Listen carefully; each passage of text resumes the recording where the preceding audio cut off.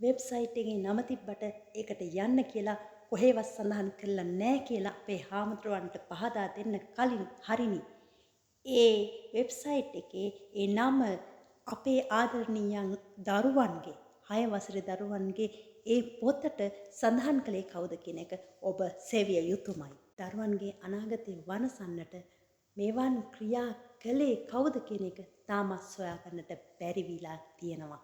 හැබැයි මේක අපි දෙමාපියන් හැටියට හෙලා දකිනවා. කාටත් එතෙන්ට යන්න එපා කියපු එක නෙවෙයි වැදගත්. ඒ ගැන සොයා බැලීම තමයි වැදගත්. හැබැයි ඒ ගැන සොයා ගන්නට තාමත් බැරි වුණා නම් ඔබ ඉල්ලා අස්වි ගෙදර යා යුතුයමයි.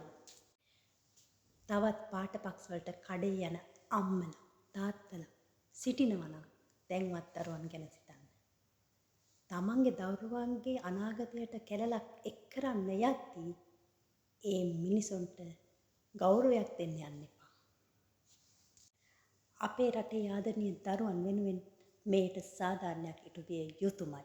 නැතිනම් මේ දේවල් නොදන්නා කියන මිනිස්සු ගෙදර යා යුතුයමයි. පාඨපක්ෂවලින් තොරව දෙමව්පියනි සිතන්න දරුවාද පාඨයද පක්ෂද කියන එක. අපි අපේ දරුවන් රැක ගන්නට ඉදිරියට යා යුතුයමයි. මේ දේවල් දෙමාපියන් හැටියට අපි හෙලා දකිනවා. අපේ දරුවන් රැක ගැනීමට හැමෝම පෙරට එන්න කියලා ආරාධනා